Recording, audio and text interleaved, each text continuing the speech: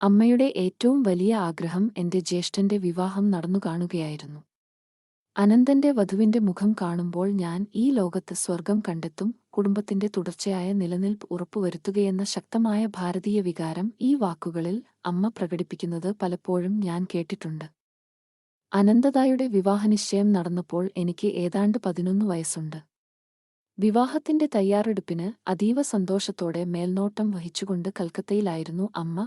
ലാഹോറിൽ 2 വർഷത്തെ സേവനത്തിനുശേഷം അച്ഛനെ ബറേലിയിലേക്ക് സഥലം മാറ്റിയിരുന്നു. അവിടെയുള്ള ഞങ്ങളുടെ വീട്ടിൽ ഞാനും അച്ഛനും മാത്രമേ ഉണ്ടായിരുന്നുള്ളൂ. നേരത്തെ തന്നെ എന്റെ ജ്യേഷ്ഠ സഹോദരിമാരായ രമയുടെയും ഉമയുടെയും വിവാഹാഘോഷങ്ങളുടെ പകിട്ടും മോടിയും ഞാൻ കണ്ടിട്ടുണ്ടായിരുന്നു. പക്ഷേ മൂത്ത മകനെന്ന നിലയിൽ അനന്തതായുടെ കാര്യത്തിൽ പരിപാടികൾ യഥാർത്ഥത്തിൽ വളരെ വിപുലമായിരുന്നു. ദൂരെ നിന്നും കൽക്കത്തയിൽ ദിവസേന എത്തിയിരുന്ന നിരവധി ബന്ധുജനങ്ങളെ അമ്മ സ്വീകരിക്കുകയായിരുന്നു. ആംഹേഴ്സ്റ്റ് തെരുവിൽ പുതുതായി വാങ്ങിയ 50-ാം നമ്പർ വീട്ടിൽ എല്ലാ സുഖസൗകര്യങ്ങളോടും കൂടി അമ്മ അവരെ പാർപ്പിച്ചു.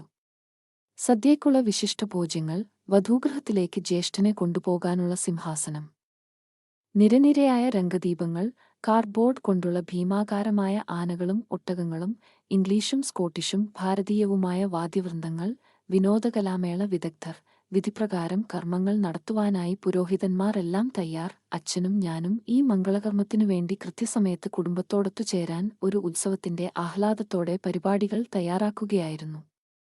ആ മഹത്തായ ദിനത്തിനു തൊട്ടുമുമ്പ് എനിക്ക് അശുഭമായ ഒരു ദർശനമുണ്ടായി. ബറേലിയിൽ വച്ച് ഒരു അർദ്ധരാത്രിയിലായിരുന്നു അത്. അച്ഛന്റെ കൂടെ ഞാൻ ഞങ്ങളുടെ ബംഗ്ലാവിന്റെ വരാന്തയിൽ കിടന്നുറങ്ങുകയായിരുന്നു. കൊതുകുവലയുടെ ഒരു വല്ലാത്ത ഇളക്കം എന്നെ ഉണർത്തി. നേരിയ കേർട്ടനുകൾ ഒതുങ്ങിമാറി. എന്റെ അമ്മയുടെ പ്രിയരൂപം ഞാൻ കണ്ടു. അച്ഛനെ ഉണർത്തൂ.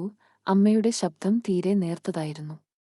എന്നെ കാണുമെന്നുണ്ടെങ്കിൽ പുലർച്ചെ 4 മണിക്കുള്ള ആദ്യത്തെ തീവണ്ടിയിൽ തന്നെ വേഗം കൽക്കത്തയ്ക്ക് വരിക. ആ നിഴൽ രൂപം മറഞ്ഞു. അച്ഛാ, അച്ഛാ, അമ്മ മരിക്കാൻ പോവുകയാണ്. തെങ്ങി ദുരന്തവാർത്ത ഞാൻ അച്ഛനെ അറിയിച്ചു. നിന്റെ ഈ മതിഭ്രമം കാര്യമാക്കേണ്ട പതിവിൻപടി ഒരു പുതിയ സാഹചര്യത്തിന് തന്റെ നിഷേധ പ്രതികരണം അച്ഛൻ നൽകി. നിന്റെ അമ്മ തികച്ചും ആരോഗ്യവതിയാണ്. എന്തെങ്കിലും മോശമായ വാർത്ത ലഭിച്ചാൽ നമുക്ക് നാളെ തിരിക്കാം. ഇപ്പോൾ തന്നെ തിരിക്കാത്തതിന് അച്ഛൻ സ്വയം മാപ്പു നൽകുകയില്ല. ഭയാശങ്ക എന്നെക്കൊണ്ട് കടുത്ത സ്വരത്തിൽ ഇത്രയും കൂടി പറയിപ്പിക്കാൻ ഇടയാക്കി. ഞാനും ഇതിനൊരിക്കലും അങ്ങേക്ക് മാപ്പു തരില്ല. അമ്മയ്ക്ക് അസുഖം കലശലാണ്. വിവാഹം മാറ്റിവെച്ചു. ഉടൻ വരൂ. വ്യക്തമായ വാക്കുകളോടെ ശോകമൂകമായ പ്രഭാതം വന്നെത്തി. അച്ഛനും ഞാനും വെളിവു നഷ്ടപ്പെട്ടവരെപ്പോലെ യാത്ര തിരിച്ചു. വണ്ടി മാറിക്കേറേണ്ട ഒരു സ്ഥലത്തുവച്ച് എന്റെ ഒരു അമ്മാവൻ ഞങ്ങളെ കണ്ടുമുട്ടി. അനുനിമിഷം വലുതായിക്കൊണ്ടിരുന്ന രൂപവുമായി ഒരു ട്രെയിൻ ഞങ്ങളുടെ നേരെ ഇടിനാദത്തോടെ പാഞ്ഞുവന്നു. അതിനു മുന്നിലുള്ള പാളത്തിലേക്ക് സ്വയം എറിഞ്ഞുകൊടുക്കുവാനുള്ള ഒരു തീരുമാനം എന്റെ അന്തക്ഷോഭം കാരണം എന്റെ മനസ്സിൽ ഉദിച്ചു. അമ്മയെ നഷ്ടപ്പെട്ടുകഴിഞ്ഞെന്നു കരുതിയ എനിക്ക് പെട്ടെന്നു ശൂന്യമായൊരു ലോകം താങ്ങാനാകുമായിരുന്നില്ല. ഈ ലോകത്ത് എന്റെ ഏറ്റവും അടുത്ത മിത്രമായാണ് ഞാൻ അമ്മയെ സ്നേഹിച്ചിരുന്നത്. അമ്മയുടെ സാന്ത്വനപ്പെടുത്തുന്ന കറുത്ത കണ്ണുകളായിരുന്നു ബാല്യത്തിലെ നിസ്സാരങ്ങളായ ദുരന്തങ്ങളിൽ എന്റെ അഭയം. അമ്മ ഇപ്പോഴും ജീവിച്ചിരിക്കുന്നുവോ? അമ്മാവനോട് ഒരേ ഒരു അവസാന ചോദ്യം ചോദിക്കാൻ ഞാൻ നിന്നു. എന്റെ മുഖത്തെ നൈരാശ്യം മനസ്സിലാക്കാൻ അദ്ദേഹത്തിന് താമസമുണ്ടായില്ല. തീർച്ചയായും അവൾ ജീവനോടെ തന്നെയിരിക്കുന്നു. പക്ഷേ ഞാൻ അദ്ദേഹത്തെ ഒട്ടും വിശ്വസിച്ചില്ല. കൽക്കത്തയിലെ ഞങ്ങളുടെ വീട്ടിൽ ഞങ്ങളെത്തിയത് മരണത്തിന്റെ അസ്ത്രപ്രജ്ഞമാക്കുന്ന നിഗൂഢതയെ അഭിമുഖീകരിക്കാനായിരുന്നു. ഏറെക്കുറെ നിർജീവമായ ഒരവസ്ഥയിലേക്ക് ഞാൻ തകർന്നു വീണു. യാഥാർത്ഥ്യവുമായി പൊരുത്തപ്പെടാൻ എനിക്ക് വർഷങ്ങൾ വേണ്ടിവന്നു. സ്വർഗകവാടങ്ങൾ തന്നെ തകർത്തുകയറിക്കൊണ്ട് എന്റെ രോദനങ്ങൾ ഒടുവിൽ ദിവ്യജനനിയെ വിളിച്ചുവരുത്തി. എന്റെ ഉണങ്ങാത്ത വ്രണങ്ങളെ ജനനിയുടെ വാക്കുകൾ ആത്യന്തികമായി സുഖപ്പെടുത്തി. ജന്മാന്തരങ്ങളായി നിരവധി അമ്മമാരുടെ വാത്സല്യത്തിൽ നിന്നെ ഞാന് പരിപാലിച്ചത്. നീ തേടുന്ന ആ 2 കറുത്ത കണ്ണുകൾ, നഷ്ടപ്പെട്ട മനോഹരമായ കണ്ണുകൾ എന്റെ ദൃഷ്ടിയിൽ കാണൂ. ഞങ്ങൾ ഏറെ സ്നേഹിച്ച അമ്മയുടെ ശവസംസ്കാരകർമ്മങ്ങൾ കഴിഞ്ഞയുടൻ അച്ഛനും ഞാനും ബറേലിയിലേക്ക് മടങ്ങി. ഞങ്ങളുടെ ബംഗ്ലാവിന്റെ ഹരിതപീതവും നിരപ്പുമായ പുൽത്തകിടിക്ക് നിഴലേകിയ ഒരു വലിയ പാരിജാതത്തിനടുത്തേക്ക് എല്ലാ ദിവസവും രാവിലെ ദീനമായൊരു സ്മരണയാത്ര ഞാൻ നടത്തി. വെള്ളപ്പാരിജാതപ്പൂക്കൾ പുൽപ്പുറത്തിന്റെ അൾത്താരയിൽ വീണിരുന്നത് സ്വമേധയായുള്ള ഭക്തിയാലാണെന്ന് കവിതാത്മകമായ നിമിഷങ്ങളിൽ ഞാൻ സങ്കൽപ്പിച്ചു. പ്രഭാതത്തിൽ നിന്നുതിരുന്ന ഒരു അലൗകിക പ്രഭാനാളം പലപ്പോഴും പൊഴിയുന്ന ഹിമബിന്ദുക്കളിൽ കണ്ണുനീർ തുള്ളികൾ ചാലിച്ചു ചേർത്ത് ഞാൻ നോക്കിക്കണ്ടു. ഈശ്വരനെ തേടുന്ന ആത്മദാഹത്തിന്റെ ഉത്കടമായ വേദന എന്നെ മതിച്ചു. ഹിമാലയം ശക്തമായി എന്നെ ആകർഷിക്കുന്നതായി എനിക്ക് അനുഭവപ്പെട്ടു. എന്റെ ഒരു മച്ചുനൻ ആ പവിത്രമായ സാനുക്കളിൽ ഒരു യാത്ര കഴിഞ്ഞ് ബറേലിയിൽ ഞങ്ങളെ സന്ദർശിച്ചു. യോഗി ഒന്നുമാരുടെയും സ്വാമിമാരുടെയും ആവാസമായ ആ സമുന്നത ഇരുവരന്റെ കഥകൾ ഞാൻ ആകാംക്ഷയോടെ കേട്ടു. നമുക്ക് ഹിമാലയത്തിലേക്ക് ഒളിച്ചോടാം. എന്റെ നിർദ്ദേശത്തിന് വീട്ടുടമയുടെ മകനായ ദ്വാരകാ പ്രസാദിന്റെ പ്രതികരണം ഉദാസീനമായിരുന്നു. അപ്പോൾ അച്ഛനെ കാണാനെത്തിയ എന്റെ മൂത്ത സഹോദരനെ അവൻ ഈ പരിപാടി അറിയിച്ചു. ഒരു കൊച്ചുകുട്ടിയുടെ നടക്കാത്ത ആഗ്രഹം എന്ന നിലയിൽ ചിരിച്ചു തള്ളിക്കളയുന്നതിനു പകരം അനന്തത എന്നെ ശരിക്കും പരിഹസിക്കാനാണുറച്ചത്. നിന്റെ കാവ്യവസ്ത്രം എവിടെ? അതില്ലാതെ നിനക്ക് ഒരു സ്വാമിയാകാൻ പറ്റില്ല. പക്ഷേ ഈ വാക്കുകൾ വിവരിക്കാനാവാത്തവണ്ണം എന്നെ കോരിത്തെരിപ്പിച്ചു. അവ എനിക്ക് വ്യക്തമായൊരു ചിത്രം പ്രദാനം ചെയ്തു. ഞാനൊരു സന്യാസിയായി ഭാരതമാകെ ചുറ്റിത്തിരിയുന്നത്. ഒരു പക്ഷേ അവ കഴിഞ്ഞ ഒരു ജന്മത്തിന്റെ ഓർമ്മകൾ ഉണർത്തിയതാവാം. ഏതായാലും എത്ര സ്വാഭാവികമായി, അനായാസേന പൗരാണിക സന്യാസി പരമ്പരയുടെ കാവ്യവസ്ത്രം ഞാൻ ധരിക്കുമെന്ന് എനിക്ക് ബോധ്യമായി. ഒരു ദിവസം രാവിലെ ദ്വാരകായുമായി സംസാരിച്ചുകൊണ്ടിരുന്നപ്പോൾ ഈശ്വരപ്രേമം ഒരു ഹിമപ്രവാഹത്തിന്റെ ശക്തിയോടെ എന്നിലേക്ക് അവപതിക്കുന്നതായി എനിക്കനുഭവപ്പെട്ടു. തുടർന്നുണ്ടായ എന്റെ വാഗ്വിലാസത്തിൽ സ്നേഹിതൻ കുറച്ചൊക്കെ ശ്രദ്ധിച്ചുള്ളുവെങ്കിലും ഞാൻ ഹൃദയപൂർവ്വം എന്റെ തന്നെ വാക്കുകൾ കേൾക്കുകയായിരുന്നു. അന്നുച്ചതിരിഞ്ഞ് ഹിമാലയ സാനുക്കളിലുള്ള നൈനിതാളിലേക്ക് ഞാൻ കടന്നുകളഞ്ഞു. അനന്തൻ നിശ്ചയദാർഢ്യത്തോടെ എന്നെ പിന്തുടർന്നു. ദുഃഖിതനായി ഞാൻ ബറേലിയിലേക്ക് തിരിച്ചുവരാൻ നിർബന്ധിതനായി. പാരിജാതച്ചുവട്ടിലേക്ക് രാവിലെ പതിവുള്ള തീർത്ഥയാത്ര മാത്രമായിരുന്നു എനിക്ക് അനുവദിക്കപ്പെട്ടിരുന്നത്. നഷ്ടപ്പെട്ട 2 മാതാക്കൾക്കുവേണ്ടി എന്റെ ഹൃദയം തേങ്ങി. ഒന്ന് മാനവജനനി, മറ്റേത് ദിവ്യജനനി. അമ്മയുടെ മരണം നിമിത്തം കുടുംബത്തിന്റെ ഇഴച്ചാർത്തിലുണ്ടായ വിടവ് അപരിഹാര്യമായിരുന്നു. 40 വർഷത്തോളമുള്ള ശിഷ്ടജീവിതത്തിൽ അച്ഛൻ പുനർവിവാഹം ചെയ്തില്ല.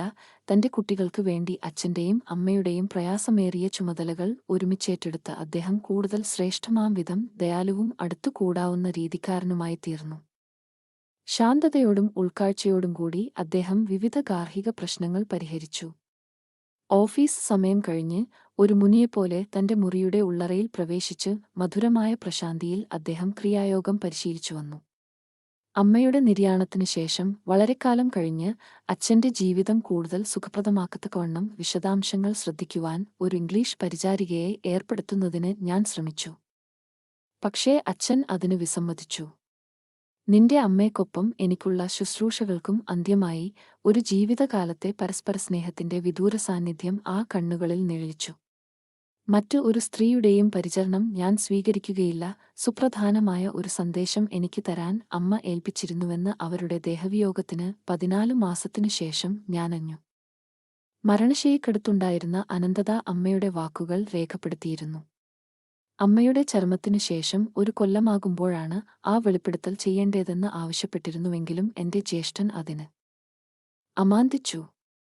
അമ്മ തിരഞ്ഞെടുത്ത പെൺകുട്ടിയെ വിവാഹം കഴിക്കാൻ ജ്യേഷ്ഠൻ ഉടനെ ബറേലിയിൽ നിന്ന് കൽക്കത്തയ്ക്ക് പോകേണ്ടിയിരുന്നു. ഒരു സായാഹ്നത്തിൽ ജ്യേഷ്ഠൻ എന്നെ അടുത്തു വിളിച്ചു. മുകുന്ദ, അസാധാരണമായ ചില വിശേഷങ്ങൾ നിന്നെ അറിയിക്കുന്നതിന് എനിക്ക് മടിയായിരുന്നു. നിവൃത്തിയില്ലാത്തതുകൊണ്ടാണ് താൻ ഇപ്പോൾ അതു ചെയ്യുന്നതെന്ന് അദ്ദേഹത്തിന്റെ സ്വരം വ്യക്തമാക്കി. വീടുവിടാനുള്ള നിന്റെ ആഗ്രഹം അത് തീവ്രമാക്കുമെന്നുള്ളതായിരുന്നു എന്റെ പേടി. എന്തായാലും നീ ഈശ്വരപ്രേമം കൊണ്ട് ഹർഷപുളകിതനാണല്ലോ. ഹിമാലയത്തിലേക്ക് പോകും വഴി നിന്നെ ഈയിടെ പിടിച്ചു കൊണ്ടുവന്നപ്പോൾ ഞാനൊരു കാര്യം തീർച്ചയാക്കിയിരുന്നു. എന്റെ വാഗ്ദാനം നിറവേറ്റാൻ ഇനി താമസിച്ചുകൂടാ. ജ്യേഷ്ഠൻ ചെറിയൊരു പെട്ടി എന്നെ ഏൽപ്പിച്ചു.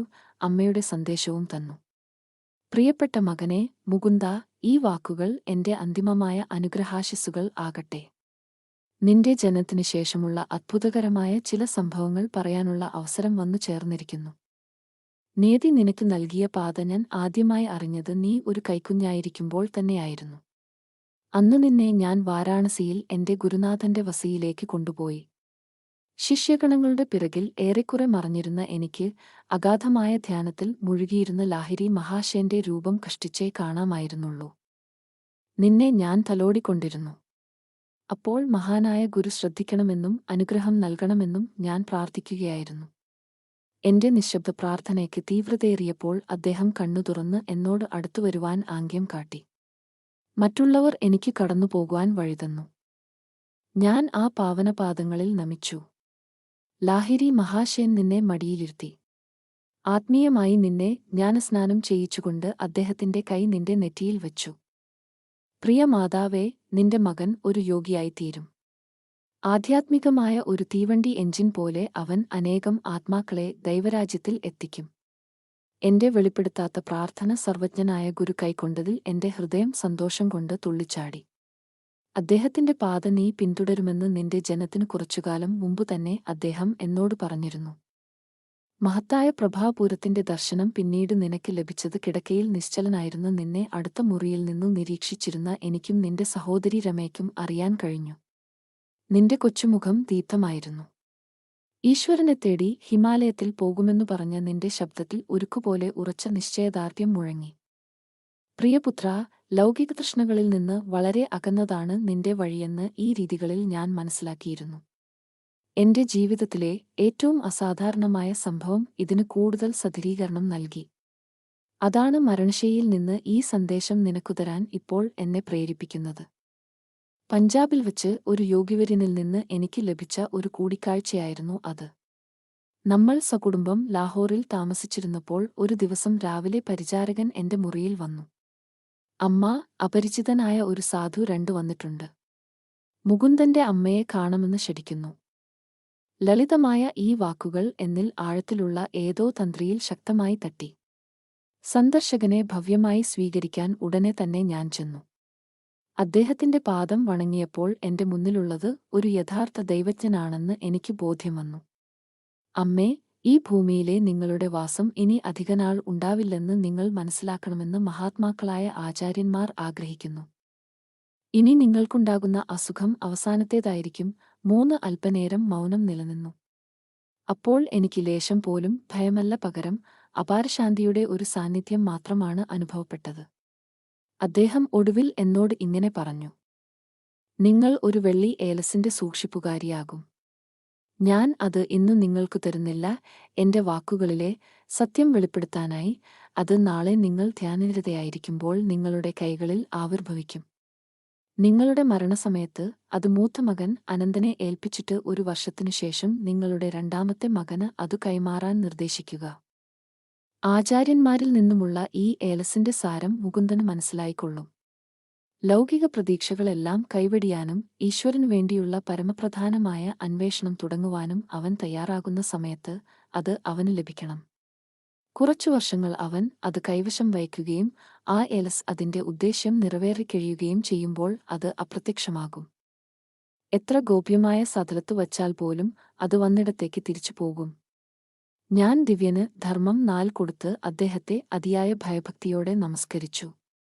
ദക്ഷിണ സ്വീകരിക്കാതെ അനുഗ്രഹാശിസ്സുകൾ നൽകിക്കൊണ്ട് അദ്ദേഹം യാത്രയായി. അടുത്ത ദിവസം വൈകുന്നേരം ധാന്യവേളയിൽ എന്റെ കൈക്കുമ്പിളിൽ സിദ്ധൻ വാഗ്ദാനം ചെയ്ത പ്രകാരം ഒരു വെള്ളി ഏലസ് ആവിർഭവിച്ചു. തണുത്ത മിനുസമായ ഒരു സ്പർശത്താലാണ് അതിന്റെ സാന്നിധ്യം അത് അറിയിച്ചത്. അന്നുമുതൽ 2 കൊല്ലത്തിലേറെ പ്രത്യേക ശുഷ്കാന്തിയോടെ ഞാൻ അത് കാത്തുസൂക്ഷിച്ചു. ഇപ്പോൾ അത് അനന്തനെ ഏൽപ്പിക്കുന്നു. എന്നെ ഓർത്തു നീ ദുഃഖിക്കരുത്. എന്റെ മഹാഗുരുവിനാൽ അനന്തയുടെ കൈകളിലേക്ക് ഞാൻ ആനയിക്കപ്പെട്ടിട്ടുണ്ടാവും. കുഞ്ഞേ, വിടതരൂ, വിശ്വജനനി നിന്നെ കാത്തു രക്ഷിക്കും. ഏലസ് കൈവന്നതോടെ വിജ്ഞാനത്തിന്റെ ഒരു ഉജ്ജ്വലദീപ്തി എന്നെ പൊതിഞ്ഞു. ഉറങ്ങിക്കിടന്ന പല ഓർമ്മകളും ഉണർന്നു.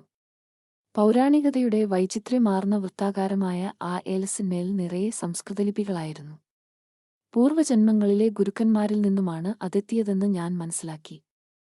അവരാണ് അദൃശ്യരായി എന്റെ കാലടികളെ നയിച്ചിരുന്നത്. യഥാർത്ഥത്തിൽ മറ്റൊരു പ്രാധാന്യവും അതിനുണ്ടായിരുന്നു. പക്ഷേ ഒരു ഏലസിന്റെ ഹൃദയം പൂർണ്ണമായി അനാവരണം ചെയ്യരുതല്ലോ.